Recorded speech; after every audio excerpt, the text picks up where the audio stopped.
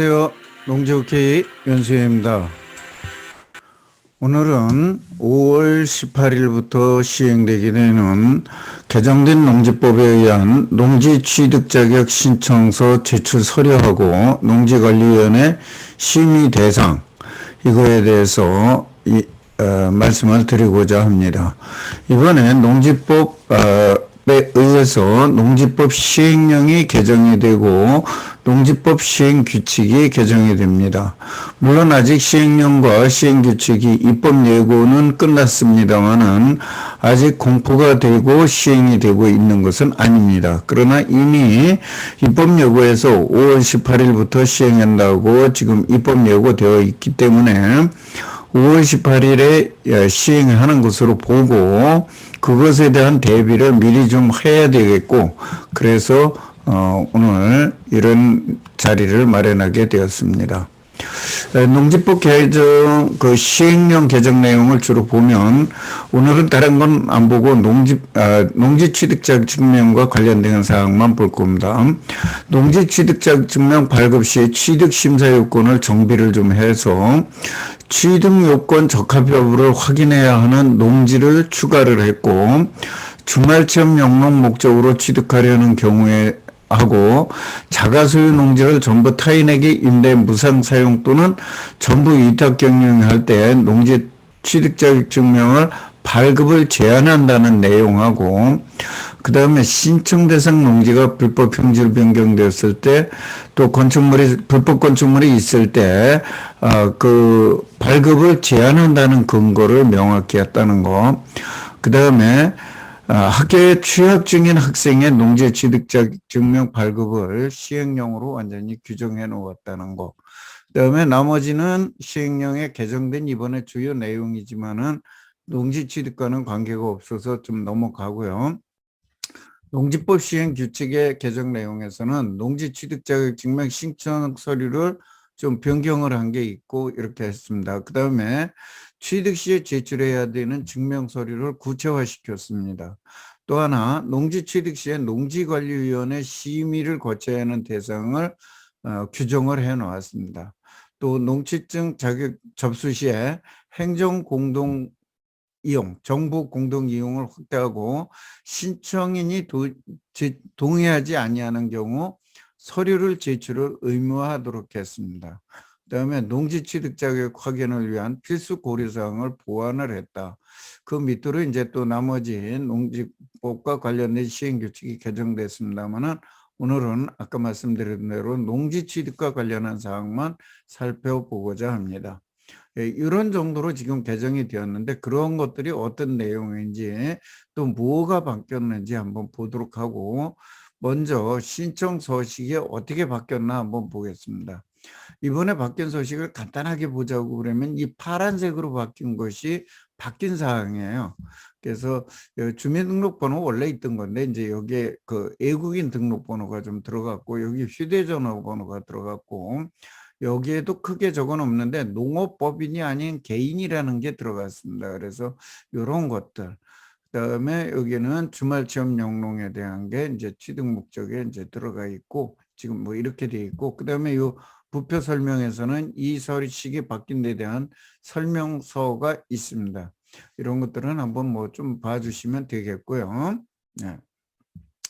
그다음에 농업경영계획서에서는 이렇게 짙은 색으로 처리된 부분들이 좀 약간 바뀐 부분들이에요. 그래서 그 공유 지분의 비율을 기재하도록 되어 있고 영농 거리에, 그다음에 중요한 부분들이에요. 여기가 이제 자기 주재 배작물이나 이런 걸 어떻게 하느냐, 거리가 얼마냐, 그다음에 농작업을 누가 할 거냐, 농기계가 어떻게 돼 있느냐, 그다음에 뭐 이런 거고, 이번에 이제 여기 지금 여기 색깔이 안 칠해졌는데요. 사실은 농지 취득자격 자금 조달 계획이 완전히 새로 들어갔습니다. 그다음에 영농 계획에 관한 사항이 완전히 새로 들어갔어요. 그래서 이 부분을 앞으로 이제 작성해서 제출할 때 어용부용 제출해 내시면은 조금 어려움을 겪으실 수 있습니다. 왜 그러냐면 농지법 10조의 그 처분 명령에 대한 제도는 농업경영계획서대로 이행하지 아니한 경우에 처분명령을 내리는 거거든요. 그래서 이 내용에 대해서 좀 자세하게 구체적으로 또 어느 정도 그 작물에 맞게끔 이행할 수 있는 걸로다가 적어내셔라. 이런 거를 말씀드리고 싶고, 이번에 주말체험 영농에 대해서 주말체험 영농 계획서가 처음으로 들어갔습니다. 지금까지는 주말체험영농에 대해서는 농지 취득 자격증명만 내면 됐었는데 이제는 영농계획서가 들어갔다 하는 거 말씀을 드리고, 뭐 그 내용은 나머지 서류는 보시면 되고, 그 다음에 농지 원상복구계획서 양식이 그동안에는 없었는데 이게 신규로 만들어졌습니다.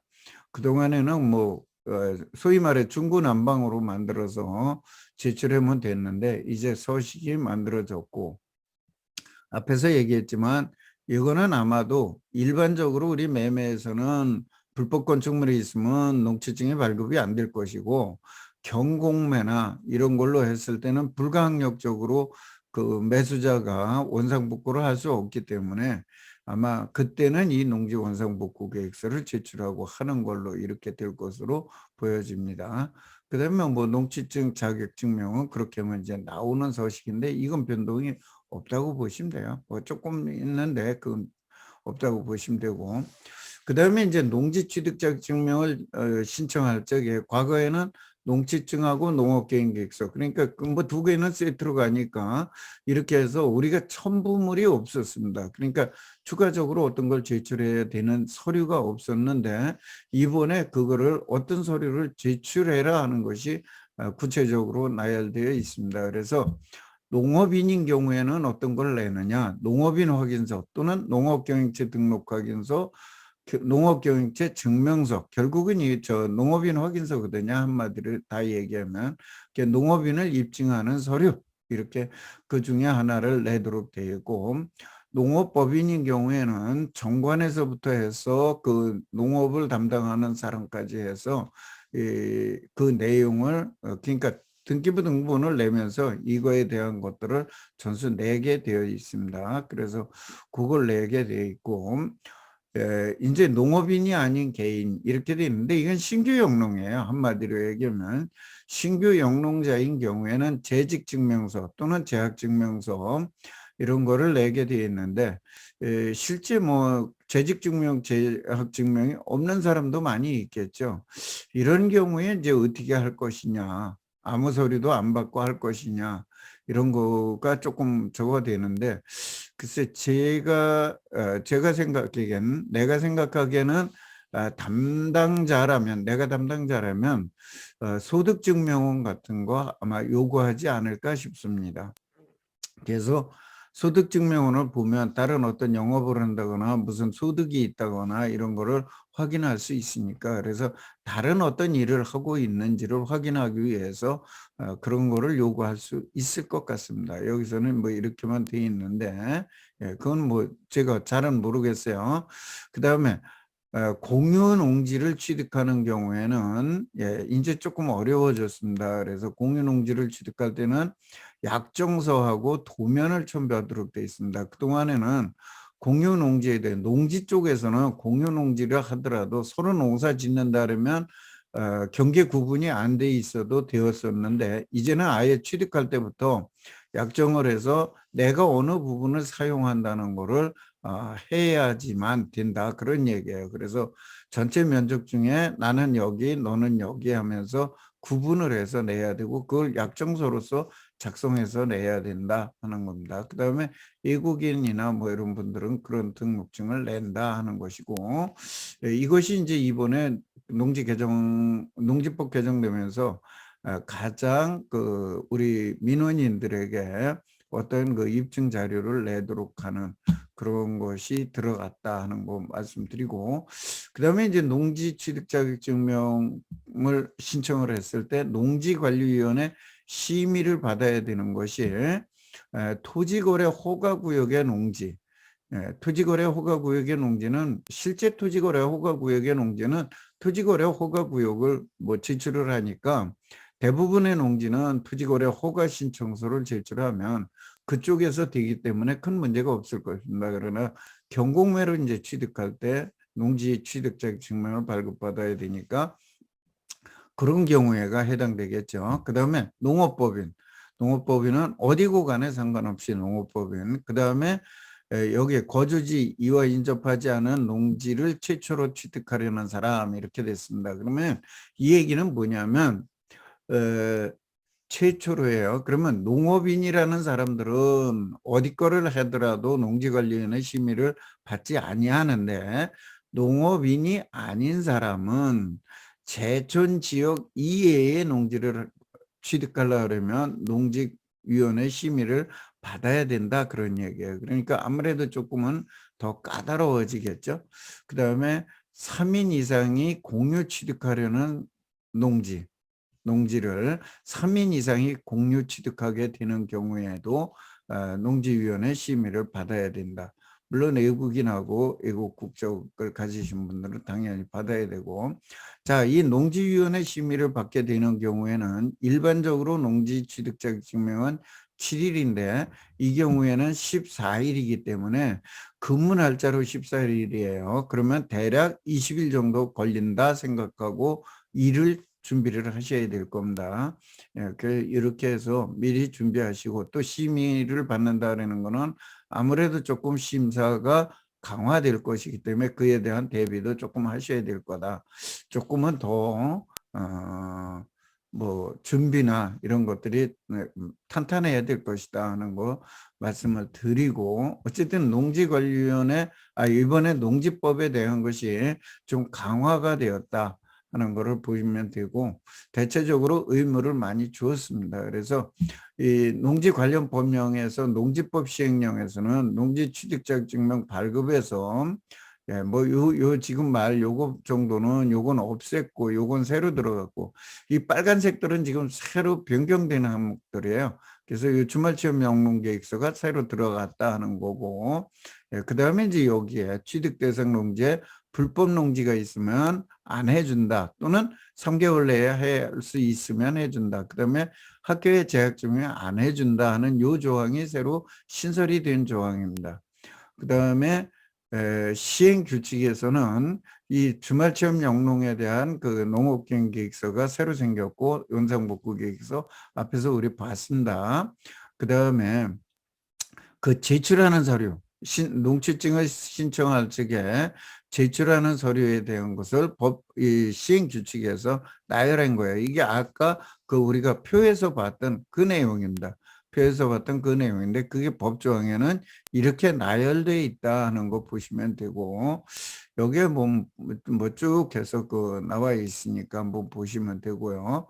그 다음에 이제 이 빨간색으로 된 거를 제가 이제 좀 바뀐 거를 집어넣은 거예요. 그 다음에 이건 농지위원회 심의를 받는 내용입니다. 그래서 아까 그 내용도 요거 다 보셨잖아요.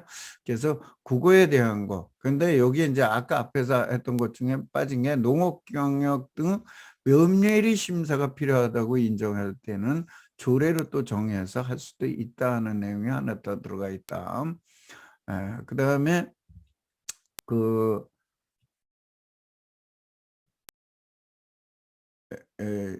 이 제출하는 서류 이렇게 이제 또 돼 있다는 거 한번 보시면 되고, 행정정보를 서로 공유하면서 이용한다 하는 내용을 그 보시면 되고, 뭐 크게 이것이 뭐 바뀐 거는 아니니까 이거는 보시면 되고요.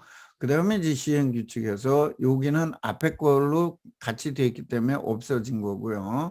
그다음에 단연생의 종류, 영농 착수 시기, 수확 시기, 작업 일정. 아까 그 우리 그 저 농지증 신청서에서 농업경영계획서에서 보셨죠? 그 농작업에 대한 계획서를 작성해서 낸다는 거, 농지증에서. 그래서 그것이 여기 들어가 있다는 거 보시면 되고, 나머지들은 뭐 크게 변경된 그 앞에서 설명드린 내용을 법조항에서 변경된 거를 다시 한번 나열해 보여드린 겁니다. 그러니까 천천히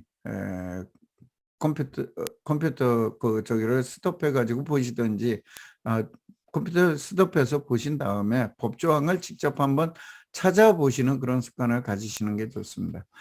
여기서 다시 한번 정리를 해드리자면은 이번에 농지법 개정 후속 작업으로 농지법 시행령과 시행규칙이 개정되면서 양식들이 좀 일부 변경됐고, 그 다음에 일부는 서류를 제출하거나 심사 기준이 까다로워졌다 하는 거 말씀을 드렸고, 그 외에 지금 이 뒤에 원래 법에서 이런 거를 안 했을 때에 대한 처벌 규정에 대한 게 있는데, 오늘은 그것까지 설명을 드리는 게 아니라 이렇게 바뀌었으니까 우리가 농지 취득 자격증명 심할 적에 좀 주의를 해야 될 부분이 있다.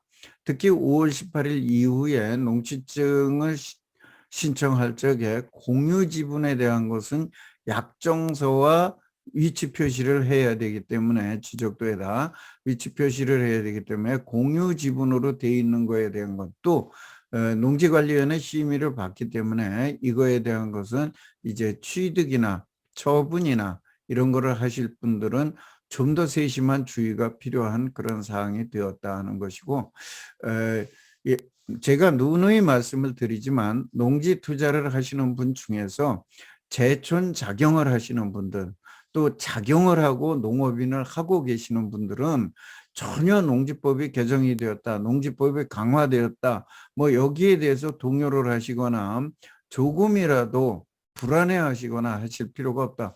이런 분들에 대해서는 전혀 아무런 상관이 없습니다. 그동안에 무늬만 농업인이었던 분들이라든지, 농지만 사놓고 농지를 관리하지 않던 분들이라든지, 또 지금도 농지만 어떻게 사놓고 투자하려고 그러는 분들이라든지, 이분들은 투기죠.